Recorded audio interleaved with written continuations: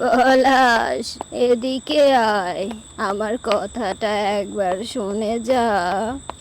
এই রাতে অন্ধকার রাস্তায় কে ডাকছে আমাকে? শুনে মনে হচ্ছে দাদির কণ্ঠ। পলাশ, শুনবি না আমার কথা? হ্যাঁ দাদি, বলো, আমি শুনছি। হা হা হা হা হা। শুনছিস তবে? এবার দেখ তোকে কিভাবে জব্দ করি। নিশিভূত তার শরীর থেকে পলাশের আত্মা বের করে সেটা একটি ডাবের ভেতর পুরে রাখলো। পলাশের শরীর নিথর হয়ে মাটিতে পড়ে থাকলো। এই গাছে যতগুলো ডাব আছে সবগুলোর ভিতরে মানুষের আত্মা ভরে রেখে দেবো আমি, আর ওই ডাবের পানিকে নিজের শক্তি বানাবো।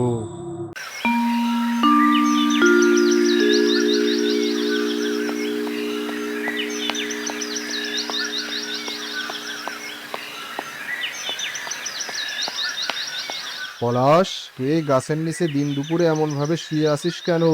এ কি, তোর তো দেখছি জ্ঞানও নেই, চোখের মনিটাও নড়ছে না। আবিদ, এদিকে আয় তাড়াতাড়ি। কি হয়েছে সবুর ভাই? দেখ, পলাশের জ্ঞান ফেরার তো কোনো নামই নাই।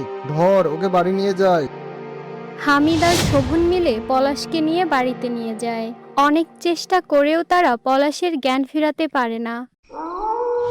কালকে একটারে সাবার করেছি, আজ কাকে করব? কাউকে তো আশেপাশে দেখতে পাচ্ছি না। আজ বাসায় ফিরতে ফিরতে সন্ধ্যা পার হয়ে গেছে। বাবা দেখলে অনেক বকা দেবে। ওই তো একটা ছোট ছেলে, ওর আত্মায় ডাবে পুড়ে রাখবো আজ। রকি, শোন এদিকে। পাপা আমাকে ডাকলো মনে হয়। পাপা কি তাহলে আমাকে খোঁজার জন্য বের হয়েছে?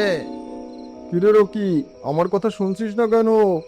আসছি পাপা, তুমি কোথায়? তোমাকে দেখছি না যে। এই তো, নারকেল গাছের উপরে চেয়ে দেখ।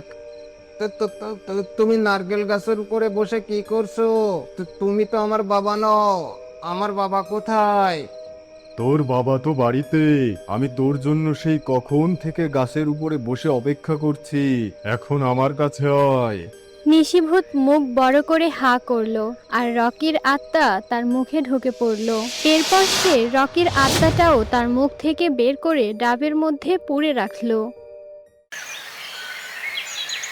কি হয়েছে রকির? কি করলো আমার ছেলের এই অবস্থা? সারা রাত তোকে খুঁজলাম, শেষে এই অবস্থায় পাওয়ার জন্য। বেচারা ছেলেটা কাল দিনের বেলাতেও আমার চোখের সামনে গিয়ে কত সুন্দর করে খেলে বেড়ালো। শোনাচ্ছি পলাশ ভাইয়েরও নাকি একই অবস্থা হয়েছে। আমাদের গ্রামে কিসের নজর পড়লো কে জানে। আমি একটা ভ্যানের ব্যবস্থা করে দিচ্ছি, আপনি আপাতত আপনার ছেলেকে বাড়িতে নিয়ে যান।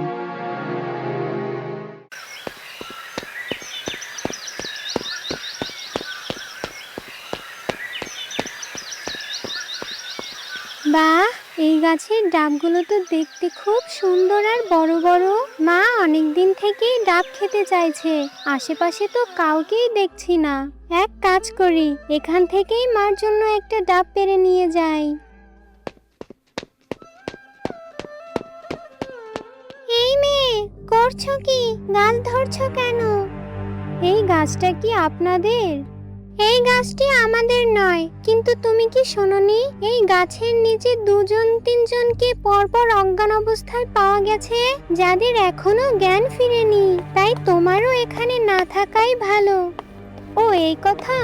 আপনি কোনো চিন্তা করবেন না, আমি একটা ডাব পেড়ে নিয়েই এখান থেকে চলে যাব, কিছুই হবে না। তোমাকে সাবধান করা উচিত ছিল, তাই করলাম। এরপর তোমার যা ইচ্ছে হয় করো, আমি এখানে আর এক মুহূর্তের জন্যও থাকবো না। মহিলাটা যাওয়ার পর শিখা একটি ডাব পেড়ে সেখান থেকে চলে গেল।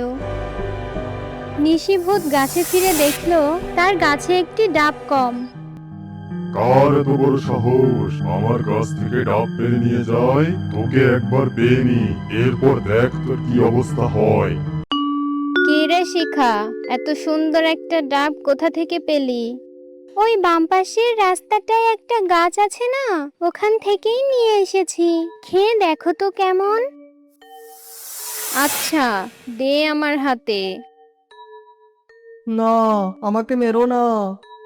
এই ডাবের ভেতর থেকে অদ্ভুত একটা আওয়াজ এলো মনে হয়। শিখা, তুই একটু কান পেতে দেখ তো। ডাবের ভেতর থেকে আবার কিসের শব্দ আসবে? দাও দেখি। না না, আমাকে মেরো না। সত্যি তো, এই ডাবের ভেতর থেকে মানুষের গলার আওয়াজ আসছে। চলো মা, আমরা এই ডাবটা নিয়ে সাধু বাবার কাছে যাই।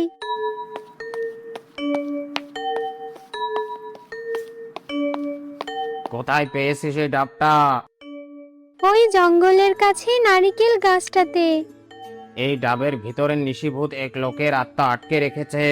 এই ডাবটা না খেয়ে ভালো করেছিস, আমি এখনই ওকে সারানোর ব্যবস্থা করছি।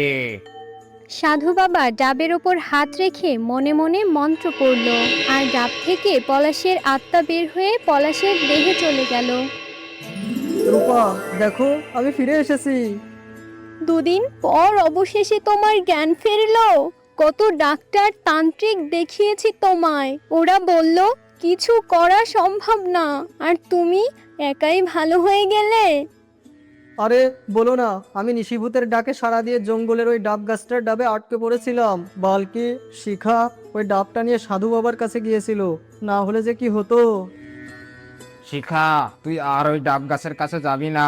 আর কেউ যদি ওই ডাব গাছের আশেপাশে তোর নাম ধরে 2বার ডাক দেয়, তাহলে তুই সাড়া দিবি না, না হলে তোকেও একইভাবে এই ডাবের ভিতরে আটকে রাখবে। 2বারের বেশি যদি ডাকে? নিশিভূত 2বারের বেশি একজনকে ডাকতে পারে না। ঠিক আছে সাধু বাবা, আমি সাবধানে থাকবো। এখন তাহলে বাড়ি চলি।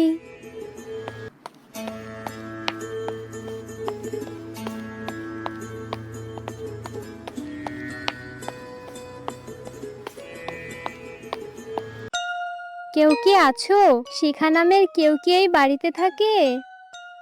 জি চাচি, আমি শিখা। বলুন, আমার কাছে কি চাইতে এসেছেন? শুনলাম তোমার জন্যই নাকি পলাশ ভাইয়ের জ্ঞান ফিরেছে।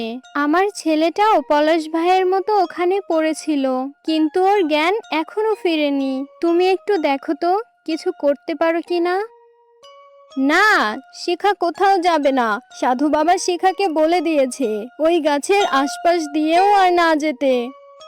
এমনটা করবেন না, শেষবারের মতো আমার ছেলেটাকে বাঁচানোর জন্য ওকে আমার সাথে যেতে দিন। আপনি অন্য কাউকে বলুন আপনাকে সাহায্য করতে। আপনার সন্তানকে বাঁচানোর জন্য আমি নিজের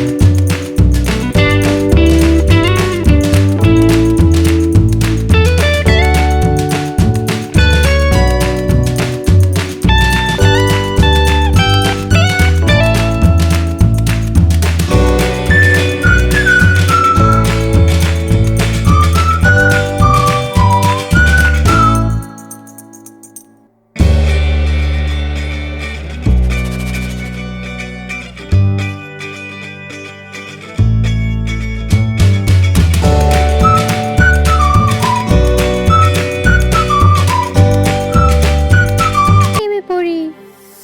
আমার গাছের ডাব নিয়ে কোথায় যাচ্ছিস তুই? বাঁচতে চাইলে রেখে যা এই ডাব। না, তুমি গ্রামের মানুষের সাথে অন্যায় করছো। আমি এই ডাব না নিয়ে কোথাও যাব না। হ্যাঁ হ্যাঁ মা, আমার কথাটা শোন। গলার স্বর পাল্টে আমাকে 1000বার ডাকলেও লাভ নেই। আমি তোমার ডাকে সাড়া দেব না, আর তুমিও আমাকে কিছু করতে পারবে না। শিখা ডাবটা নিয়ে নিচে নেমে আসলো। তখনই তার মাকে তার সামনে পড়ে যেতে দেখলো। মা, তোমাকে না আমি এখানে আসতে মানা করেছিলাম? তবুও তুমি এখানে কেন এলে? তোর মা আমার ডাকে সাড়া দিয়ে এখানে এসেছে। যখন দেখলাম তুই আমার ডাকে সাড়া দিচ্ছিস না, তখন তোর গলা নকল করে তোর মাকে এখানে ডেকে এনেছি। না, তুমি আমার মাকে ছেড়ে দাও। দরকার হলে আমার মায়ের বদলে তুমি আমার আত্মা নাও। এখন আর তোকে ধরে লাভ নেই আমার। ভালোই ভালোই আমার সামনে থেকে চলে যা বলছি। আর কোনোদিন আমার সাথে লাগতে আসলে তোর পরিবারের বাকি সবার ওই একই অবস্থা করব আমি। চাচি, এই নিন, দ্রুত এই ডাবটা নিয়ে সাধু বাবাকে দিন। সে আপনার ছেলেকে ভালো করে দিবে। আমি আমার মার কাছে থাকবো। আমাকে সাহায্য করতে গিয়ে আজ তোমার এই অবস্থা। তুমি একটু অপেক্ষা করো, আমি সাধু বাবাকে এখানে আসতে বলছি।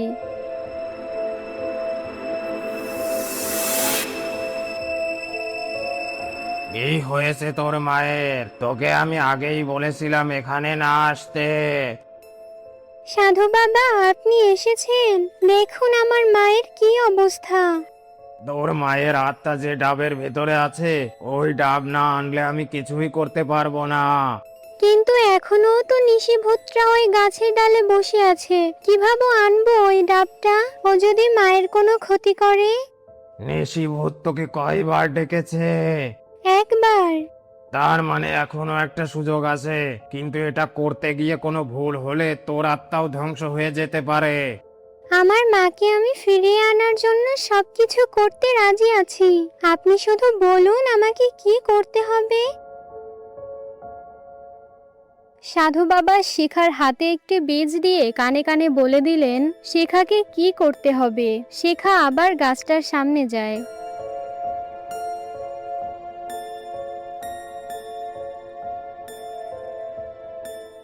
আমি সিদ্ধান্ত নিয়েছি যে আমার মা যেহেতু এখানেই নেই, আমিও আর এখানে থাকবো না। তুমি আমার নাম ধরে ডাক দাও, আমি এবার তোমার ডাকে সাড়া দেব। এতক্ষণে বুদ্ধি হয়েছে তোর তাহলে? অবশেষে বুঝতে পেরেছিস তুই কার সাথে লাগতে এসেছিস? হ্যাঁ, আমি আমার আত্মা তোমার কাছে সঁপে দিয়ে নিজের ভুলের প্রায়শ্চিত্ত করতে চাই। বেশ, তাহলে আমি তোর নাম ধরে ডাকছি। শিখা। এই তো আমি এখানে। শিখা নিশিভূতের ডাকে সাড়া দিতেই শিখার আত্মা বের হয়ে নিশিভূতের মুখে চলে যায়। এবার তোর আত্মাটাকেও ডাবে পড়ার পালা। এ কি, আমার মুখে এমন যন্ত্রণা হচ্ছে কেন?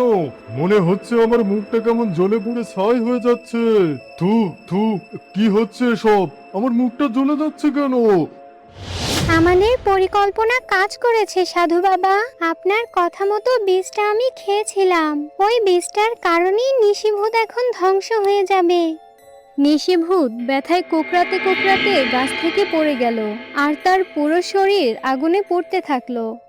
সাধু বাবা শিখার মাকে মুক্ত করলেন।